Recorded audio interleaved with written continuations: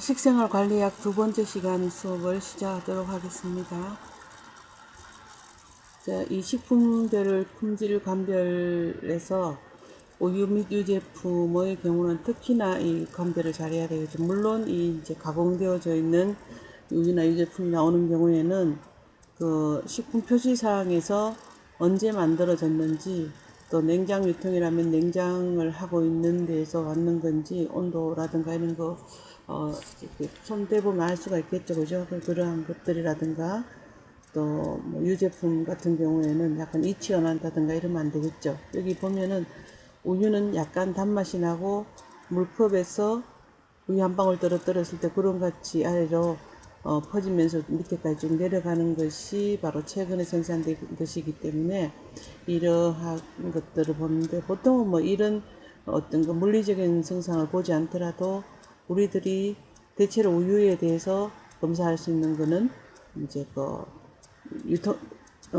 감별할 수 있는 거는 유통기한에 대한 거라든가 생산 날짜라든가 그런 걸 보게 되죠, 그죠?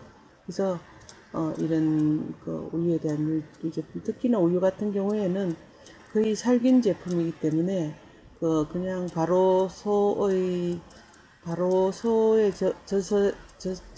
젖소에 그 우유를 착유했을 경우에는 뭐 거기 있는 그 결핵균이라든가 기타 일반 세균이라든가 때로는 대장균균이라든가 이런 게 나올 수 있기 때문에 거기에 대한 살균을 철저하게 하게 됩니다. 그래서 그 살균법에 따라서 뭐 HTST 초고온 순간 살균법, 그죠? 뭐 하이 템퍼러처, 뭐 숏 템퍼러처 이렇게 된다든가, 아니면은 뭐 좋은 살균, 또 뭐 그냥 어 초고온 순간 살균에 135도에서 뭐 1, 2, 2초간 지나간다든가, 또 뭐 65도, 67도에서 30분간 하는 저온 살균이라든가 이런 살균법에 따라 가지고 웬만한 균들이 죽고 시중에 유통되는 건 살균 우유가 되어지는데, 병원성 미생물과 같은 것들을 죽여버리게 되는데, 그러한 균들조차도 다 죽여버리는, 아예 좋은 균이든 나쁜 균이든 다 죽여버리는 것이 바로 멸균우유가 되어지죠. 지금 멸균우유 같은 경우에는 이런 그 육각형이라 그러죠. 사각형이라고 그러나요? 사각형의 보통 뭐 직사각형으로 된 이 직육면체의 그 우유병에 들어가지고 보통 판매가 되죠. CU 같은 경우에는 그게 육각형인가요? 약간 그 지붕 모양으로 된 그러한 것들은 살균유가 되는데, 이렇게 꼭 구태하지 않더라도 이거는 뭐 이제 이런 실험법은 우유를 생산하는 업체라든가 우유 공장에서 이렇게 이제 테스트를 하기도 하고, 산도 테스트도 하고, 또 미생물 테스트도 하고 이렇게 하죠. 그 다음에 이제 이 우유로 만든 유제품 경우에 이제 가당연유, 당을 첨가해가지고 우유를 졸여 넣은 것이 되겠죠. 농축시킨 것이 되는데, 이거는 임이라든가 이치가 없는 것을 선택하고, 치즈는 고유한 맛이라든가 질감, 색을 지니면서 지나치게 건조되지 않고 곰팡이가 없는 것을 말한다 해가지고, 이 치즈는 그 각 지방의 어떤 뭐랄까 제조 기술이랄까 이런 데 따라서 세계적으로도 치즈 맛이 각각 다르죠. 가장 다양하게 있는 이태리 치즈라든가 프랑스 치즈와 같은 것들은 아주 다양한 맛을 내는데, 하얀 곰팡이 먹을 수 있는 뭐 까망베르 치즈라든가 이런 것들은 또 곰팡이 자체가 있어야 되겠죠. 여기서 이 가공 치즈에서 곰팡이가 없는 것은 원래 고유에 갖고 있는 그러한 곰팡이가 아니라는 얘기가 되겠습니다. 견과류는 유일한 균일한 크기고 윤기가 나고 깨끗한 것인데, 특히나 다음 페이지에 설명을 드리겠습니다만, 견과류와 같은 경우에는 우리가 뭐 TV를 본다든가 뭐 매스컴을 본다든가 이래봐도 잘못 먹으면 하겠습니다. 자, 이거는 이제 우유가 생산되어지는 공정을 제가 그냥 가져와 봤는데, 이건 어떤 프랑스의 마켓에서 유가공 제품들을 생산하는 그러한 그 마트 광경인데, 보면 주로 치즈라든가 치즈가 많네, 그죠? 그만큼 이 치즈가 엄청 많은 부위를 차지합니다. 사람들의 개성만큼이나 치즈가 다양하다는 것이 바로 프랑스입니다. 그 다음에 여기는 이제 그뭐 여기 유청 단백질 같아요. 보면 유청이라든가, 이거는 요거 우리 유산균 발효율을 우리가 일반적으로 말하는 요거트와 같은 것들. 이것도 마찬가지로 뭐 치즈 뭐의 일종인 것 같고, 이것도 단단한 치즈, 이 까망베르니까 무슨 에멘탈 치즈 같은 그런 치즈, 이렇게 치즈 종류들을 이렇게 놔뒀고, 그 다음에 이제 우유가 생산되어지는 그런 우리 식탁에 올라오기까지는 이제 각 가정에서, 그러니까 뭐 예를 들어서 서울 우유와 같은 경우에는 그 서울 우유에 한 사람 한 사람의 어떤 뭐라고 할까요, 그 조합원이 있습니다. 조합원들이 전부 다 착유를 하면은 이 착유한 것을 이제 루트카들이 가서 집유를 하게 됩니다. 탱크에다 전부 다 모아서, 그 다음에 모아서 모은다든가, 또 아니면 측량을 해가지고 수유를 한다든가, 이렇게 해서 이게 전부 다 우유 공장으로 들어가게 됩니다. 이 착유를 직접 하든지 집유해서 갖다 주든지 측량해서 가져오든지를 가져오고, 그 다음에 또 이제 수입 검사 들어왔는 것에 대한 검사를 하게 되고, 그 다음에 세정기를 통해서 세정을 한다고 뭐 되어 있습니다. 세정하고 냉각하고, 그 다음에 이제 탱크에다가 이렇게 우유를 전부 다 모으는 그 축유 탱크.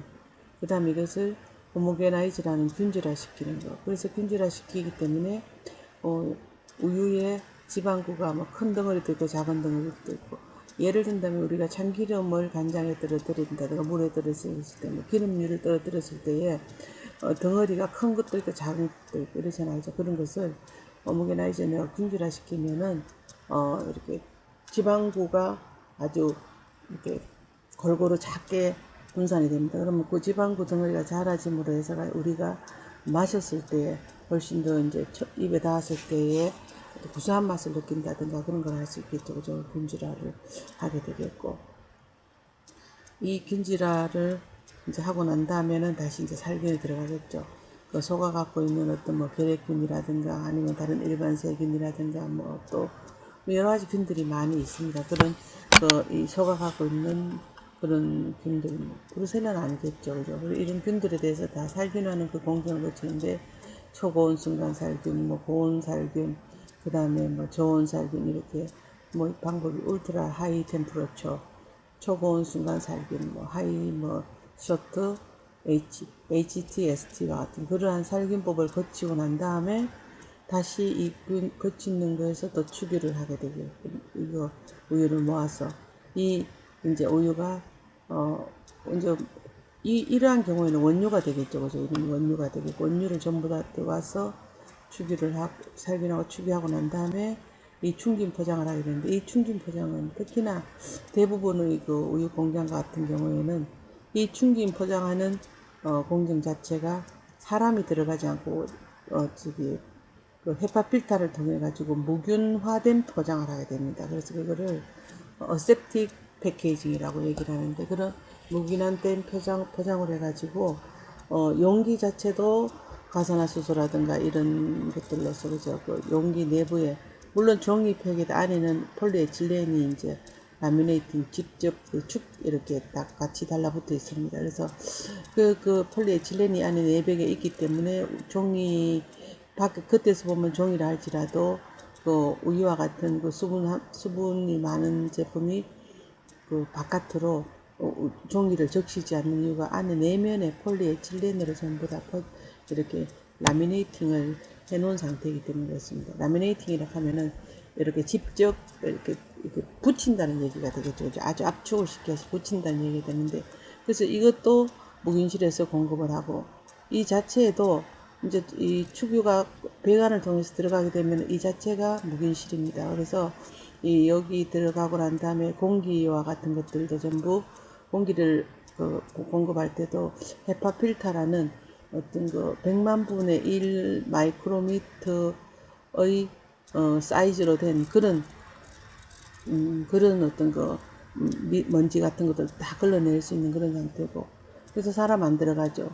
이 포장칠 자체가 무균화된 상태고, 그 다음에 우유도 무균화되어 있고 무균 상태로 살균되어 있으니까 살균된 상태고, 용기도 자동 공급 라인을 통해서 가기 때문에 전체적으로 충진 포장할 때는 거의 무균화된 상태에서 포장을 하게 됩니다. 그거를 우리가 어셉틱 패키징이라고 그러는데 이게 우유가 이러한 경우가 되고 그 다음에 우리가 햇반과 같은 밥을 만드는 공정도 사람이 들어가지 않고 무관화된 충진으로 했을 때에 결국은 무균화된 그런 제품들이 나오게 됩니다. 그래서 그 다음에 나왔을 때 랜덤으로 제품 검사를 하게 되고 또 제품을 어떤 그 공인기관에다가 의뢰를 해서 자가품질 검사를 하고 그렇게 해서 냉장 보관을 해두었다가 루트카를 통해서 이 루트카 역시도 냉장 차량입니다. 이 냉장 차량에서 배송을 할 적에 이 운전석에는 이 타코메타라는 이 냉장고의 온도를 조절할 수 있는 기능이 여기 운전석 옆에 탑재가 되어 있습니다. 그래서 여기다가는 전부 체크를 하고 결국 이제 그 상점으로 가서 이러한 그 매장으로 가서 우유를 매장을 가면 이제 고객들이 결국 사가지고 이제 뭐 먹게 되는 그런 경우가 되겠죠. 그래서 이러한 그 일련의 과정에서 굉장히 여기서 보다시피 집유하고 원유로 가져오는 과정은 뭐 이렇게 오염원에 노출되어 줄 수도 있겠지만 그 다음부터는 엄격한 품질이라든가 위생관리를 통해서 사람들이 먹었을 때 전혀 위해하지 않는 그런 우유를 먹게 되는데 이런 우유를 사올 때도 우리가 우유에 대해서 뭐 테스트를 하고 물에다가 한 방울 떨어뜨리고 이런 게 아니라 여기에서 제조 날짜가 언제 생산된 날짜인지 그 날짜를 전부 이렇게 확인을 하고 우리가 구입을 하죠. 그러다 보니까 이런데 진열되어져 있는 매장 마트에 진열되어 있는 우유가 있다, 치즈가 있다면 우리는 항상 앞에 걸 먼저 들어온 걸 먼저 판매를 해야 되는데 소비자들은 손을 집어넣어서 저 안쪽에 있는 거 가장 최근에 생산된 것을 안쪽에 넣고 이제 점차적으로 이 매장 이거 진열은 일반적으로 마트 직원이 하는 것이 아니라 이 생산을 하는 그 생산자들이 보통 이거를 진열을 하게 됩니다. 그럼 그 직원들이 진열할 때에 가장 먼저 들어왔던 제품들을 앞으로 하고 최근에 들어왔던 제품들을 뒤로 하는데 소비자들은 안쪽에부터 이제 빼내가지고 소비를 하는 그런 나름대로는 뭐 스스로 어떤 그 뭐라 그럴까요 뭐 물건을 구매하는 지혜라 할 수 있지만 판매자 입장에서 보면 조금 약간 얄미울 수도 있겠죠, 그죠? 그래서 이러하게 이제 생산되어지는 것을 우리는 잘 고른다. 고를 때는 결국은 여기에 가공식품에 붙어 있는 표지 사항을 보고 신선한지 오래됐는지 최근에 생산됐는지를 보게 되겠죠, 그죠? 자, 그 다음에 보면은 이 신선한 우유와 그냥 테스트하는 건데 제가 지금 어디에서 보고 했는 것 같아요. 상한 우유보다도 퍼지는 속도가 느리고 우유가 아래로 가라앉는 것이 이제 신선한 우유입니다. 상한 우유는 빨리 퍼진다는 얘기가 되겠죠, 그죠? 이 신선한 거는 바로 이제 가져온 거를 이렇게 했을 때 물컵에서 테스트하는 광경이고, 그 다음에 여기 보면은 이제 오래된 견과류에 발암 물질이 이렇게 물음표와 뭐 이렇게 느낌표를 놔뒀는데 신선도가 중요한 브라질 너트다 이렇게 놨어요. 그래서 오래된 브라질 너트는 약간 갈색이 나는데 비해 가지고 그 신선한 브라질 너트는 여기보다도 훨씬 조금 더 유백색으로 되어지는데 산패나 갈비는상으로 짙어진 색이잖아요. 저 무슨 말인가 하면은 브라질 너트든지 여 밑에도 나옵니다만 견과류를 잘못 보관하면 독이 된다. 보관이라 그럴까요? 보관이라 칩시다. 여기 지금 보면은 뭐 껍질째 있는 땅콩과 껍질째 있는 뭐 호두와 그죠? 뭐 이거는 보름을 깨먹는 거에 대한 뭐 이게 지금 뭐 아나운서 같아요 보니까.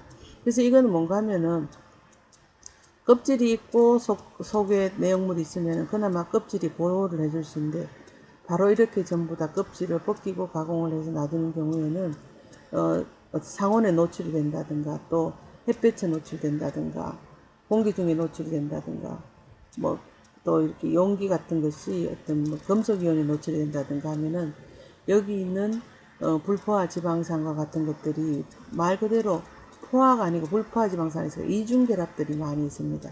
이중결합들이 있으면 이거는 불안해서 뭐 다른 것하고 항상 결합을 하려고 그래요. 그러다 보니까 산소하고도 결합을 하게 되고 빛광선하고도 결합을 하고 이래서 결합을 한다든가 또 산패가 되면서 이제 이게 찌들어져 버려요. 찌들어져 버리면 결국 이뿐만 아니라 우리나라 대표적인 것으로는 들깨입니다. 들깨와 같은 것도 오래 놔두면 쩔게 되는데 그건 불포화도가 높기 때문에 불포화도가 높은 건 항상 불안해서 다른 것하고 결합하려는 게 강합니다. 금속이온하고도 결합하고 산소하고도 결합을 하다 보면은 쪄드는 냄새가 나죠. 찐 냄새라고 그럽니까. 그래서 찌드는 냄새가 나면은 이거는 불쾌치도 나지만 그뿐만 아니라 과산화물과 같은 거, 이런 그 산화가 많이 돼 있는 퍼옥사이드와 같은 과산화물이 들어오면 그거는 바로 이제 뭐 우리 몸에 들어왔을 적에 어떤 그뭐 암을 유발하는 물질이다, 뭐 노화를 촉진한다 하는 등등의 혈행을 방해하는 물질이 된다, 뭐 등등의 나쁜 그런 영향을 주기 때문에 실제적으로 이게 독이 된다는 그 얘기가 된다. 그래서 가능하면은 온도도 낮은 데다가 냉동실에 보관을 했다가 먹 이렇게 상온에 노출하는 시간을 줄여준다든가 또 밀폐 보관을 잘한다든가 해서 공기하고의 차단을 해준다든가 이렇게 함으로 해서 오랫동안 신선하게 먹을 수가 있는 것이지 이렇게 되는 것은 안 먹는 게 좋다는 얘기가 되겠죠. 그래서 여러분들이 만약에 뭐 집단급수에서든지 학교에서든지 간에 땅콩이나 너트 종류라든가 뭐 이런 견과류와 같은 것들은 가능하면은 실제 이런 껍질체에 있는 것이 좋겠고 또 아니면은 이거 가공을 했다 하더라도 이 색깔을 보고 이제 신선한 것을 가려낼 수가 있어야 되겠죠, 그죠? 여기 보면은 이제 콩 종류인데 이거는 된장, 청국장 등의 발효용은 색백과 종실, 균일도 등 외관 품질이 뛰어나고 발효 적성이 적은 우수한 택황콩과 대원콩, 대원콩과 같은 품종이 적합하다. 요거는 이제 농촌진흥청이 하는데 요거 뭐 선유콩, 택황콩 요거는 국내산 콩이 되겠고 수입콩이 이렇게 되어 있는데 알이 아무래도 좀 정례 똑같은 이렇게 접시에다가 놨잖아. 그죠? 근데 똑같은 여기 수입콩을 나눌 수가 있겠고 대체로 또 수입콩은 중국에서 들어왔는 콩과 같은 경우에 대해 보면은 이거 좀 잡티가 없어요. 왜냐하면 수출을 하기 위해서 동행이라든가 이런 거에 대한 석발을 아주 깨끗하게 하고 지프라이 같은 거 진짜 잘 없습니다. 깨끗하게 그렇게 하는데 우리도 이거는 뭐 실험을 이렇게 콩에 대한 비교를 하기 위해서 깨끗하지 우리나라 거는 흙도 좀 묻어 있을 수도 있고 이렇거든요. 그래서 수입콩은 거의 세척을 한다든가 먼지를 다 컴프레셔로 뽑아내버리기 때문에 아주 깨끗하게 들어갑니다. 수입콩과 국산콩과 수입콩의 영양 성분을 분석했는 게 이제 식품과학연구원에서 식품 산업협회 소속 식품과학연구원인데 여기서 했는 것들을 100g 기준으로 해가지고 국산 콩, 약콩하고 백태, 이거 렌틸콩과 병아리콩 이렇게 기준을 했는데 총 열량과 같은 경우에는 크게 뭐 300kg대로 100g 기준이라서 비슷하다고 본다면은 탄수화물 조성과 보통은 콩과 같은 경우에는 단백질을 구성하고 있는 질소의 함량을 보통 봅니다. 그랬을 때에 약콩과 백태가 훨씬 많고 콩은 우리가 보통 밭에서 나는 소고기다 단백질이다 하는 것이 바로 이 조단백질을 기준으로 하는 것이잖아요. 그죠? 그런데 비해가 렌틸콩이라든가 병아리콩과 같은 경우에는 탄수화물의 양이 많고 단백질의 양은 좀 우리보다 훨씬 적죠. 우리나라 콩보다도. 그다 조지방의 경우에는 지방을 조성하고 있는 그런 이제 성분들이 보면은 지방도 이렇게 더 많고 그래서 뭐 우리나라 이 콩과 같은 것들은 더 좀 더 고소하다는 걸 느낄 수가 있겠죠. 왜냐하면 지방 함유량이 높기 때문에 식이섬유는 렌틸콩도 많고 병아리콩도 백태 거의 비슷하고 그죠. 렌틸콩이 좀 많네 그죠. 이렇게 해서 이 영양 성분에 대한 분석을 해둔 것이 되는데 참고로 보시기 바랍니다. 그 다음에 아이고 이거는 지나가 버렸네. 그 다음 식품 보관하는 데 있어서 김치냉장고 이건 아주 옛날 것 같아요. 옛날에 어떤 건데 제가 이거를 체크를 좀 못했는데 지금 봅시다. 여기 보면은 과체류 요즘은 뭐 전부 다 뭐 이렇게 여는 식이 아니라 서랍식으로 되어 있죠. 냉장냉도실, 김치 냉장고, 뭐 와인 냉장고에서 와인 냉장고와 같은 거 눕혀서 그죠? 이렇게 보관을 하고 그 다음 건조 보관을 보통은 이런 경우에 와인도 약간 기울일 수가 있는 게 좋겠죠. 코르크에 와인이 이제 숨을 쉬면서 숙성이 되어지기 때문에 약간 기울여 주는 게 좋겠고 건조 보관하는 것은 뭐 자연 건조법을 이용한다든가 식품 건조기를 이용한다든가 이제 이렇게 되어지게 됩니다. 잠깐만요. 특히나 뭐 실온 보관을 하는 경우 아까 제가 책을 조금 못 봤는데 책은 여러분들 227페이지 같은 걸 좀 보면은 아마도 이제 나와 있을 거고 좀 체크를 못한 것 같습니다. 건조 이제 와인 셀러 같은 거 와인 냉장고는 최적 온도가 8도에서 15도 정도가 된다고 그럽니다. 그리고 습도하고 진동을 유지해서 와인 본래 향과 맛이 없어지지 않게끔 해야 되겠고 와인셀러는 온도 차이가 크지 않고 1도 단위로 미세하게 온도를 조절해야지만 와인을 잘 보관할 수 있다고 그럽니다. 김치 냉장고 같은 경우에는 김치 발효 조건에 맞춰서 하는데 또 여기에다가 과일이나 채소를 보관하는 경우에도 어떤 온도 변화를 그렇게 주지 않고 보관을 하기 때문에 오랫동안 품질을 유지할 수가 있게 되겠죠. 김치 익는 그런 경우는 김치 냉장고 김치 익는 온도는 보통 0도에서 2도씨가 좋겠고 온도가 올라가면은 발효가 너무 빨리 일어나기 때문에 뭐 빨리 익는다든가 또 뭐 작균 변식이 또 된다면은 맛이 없어질 수 있으니까 이렇게 온도를 가능하면은 0도에서 2도씩 맞춰가지고 보관하는 것이 좋다. 이거는 식품 건조기입니다. 그죠? 식품 건조기에 대한 것인데 요즘은 가정에서도 뭐 특별한 뭐 어떤 뭐 환경이 뭐 건조기라든가 무슨 건조기라든가 이렇게 해서 나오는데 가정용 건조기 같은 경우는 이제 소량은 이렇게 소형으로 되어지는데 실제 여기 뭐 가지를 말린다든가 뭐 무를 말린다든가 뭐 남아있는 어떤 뭐 우엉이라든가 연근 이런 것들 말리는 경우들이 있는데 실제 주부들이 이렇게 귀찮아하긴 하는데 사실 있으면 다양하게 많이 쓸 수가 있겠죠. 그죠? 그래서 이런 건조기와 같은 경우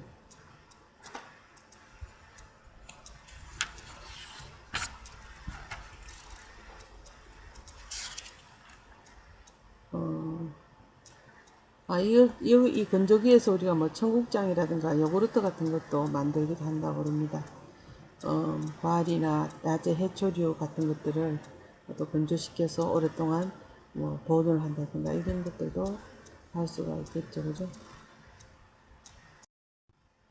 자, 식품별로 보관하는 방법이 곡류라든가 육류, 어패류, 채소류, 계란류, 우유 이렇게 해서 하는 것들을 보관하는 것들이 이제 이렇게 있는데 요거에 대한 게 페이지 본다면은 냉장고에서 식품을 보관할 때 보면은 급속 냉동실 마이너스 18도씨하고 냉동실은 마이너스 18도씨로서 냉동식품이 적을 때는 온도 조절기를 약 한 15도 정도로 해가지고 가능하다. 이거는 뭐 냉동실에 이제 이렇게 금방 먹지 않는 그런 어묵과 같은 것들, 멸치와 같은 거 넣어두게 되겠죠. 그럼 또 뭔지 잘 만두 같은 것도 되겠고 그죠?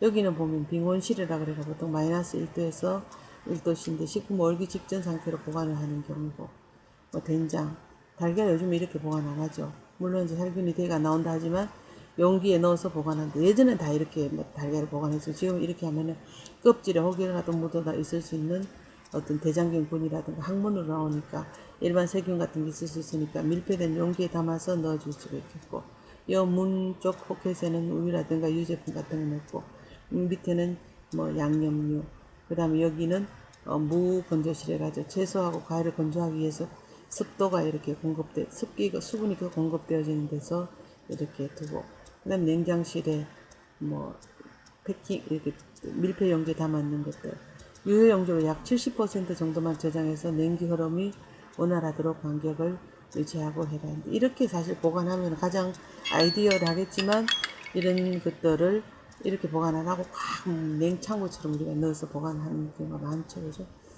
자, 그 다음에 곡류를 장기적으로 보관하는 방법에 대해서는 쌀가루, 빵 같은 것들을 여기 냉동실에 넣으면 전분이라는 것은 그 호화와 노화가 있다면은 이렇게 노화를 시키지 않고 바로 호화를 이렇게 그 노화되는 과정을 좀 줄여주고 바로 내서 사용을 한다는 얘기입니다. 이렇게 냉동실이나 냉장실에 넣다 보면은 어떤 벌레로부터도 보관을 할 수가 있겠고 또 맛이 나빠지는 것도 보관할 수가 있고 어떤 거 팥이 갖고 빵이 갖고 있는 여러 가지 어떤 거 외부 환경에 의해서 상온이라든가 이런 데 보관하면서 올 수 있는 식품 열화 현상을 막을 수가 있기 때문에 이렇게 보관 방법들을 설정해 두고 이렇게 보관하는 것이 장기적으로 안전하고 맛있는 곡류를 섭취할 수 있는 그런 방법이 되겠습니다. 자, 그 다음에 보면은 고구마, 감자, 양파, 마늘파, 딸기 뭐 이렇게 되어 있는데 이건 여러분들이 한번 쭉 읽어보세요. 우리 책에도 뭐 마찬가지로 있습니다. 한번 읽어보고 그 다음에 이거는 이제 보관 방법인데 말렸다가 보관하는 거 그죠?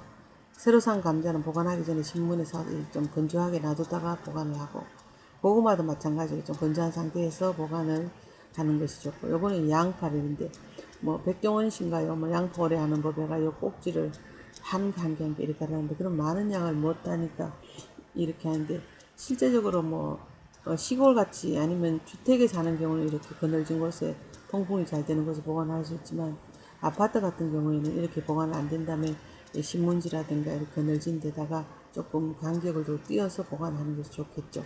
근데 이제 학교 급식 같은 경우에는 이렇게 보관할 수가 없으니까 망 같은 데 들은 것을 냉장 창고라든가 이런 데 워크인 냉장고에 넣었다가 바로 껍질을 벗긴 전처리를 해서 사용하는 경우가 많고 이거는 이제 짓물러지니까 여기 자체에 그 아마 키친타월 같아. 키친타월을 이렇게 씻는 딸기를 밑에 키친타월을 깔고 벽을 이렇게 칸막이를 설치해가 그야말로 구획을 해서 보관을 하면 오랫동안 서로 닿지 않으니까 보관을 할 수 있다는 얘기가 되겠고 이 다진 마늘은 앞에 페이지도 나왔습니다만도 이렇게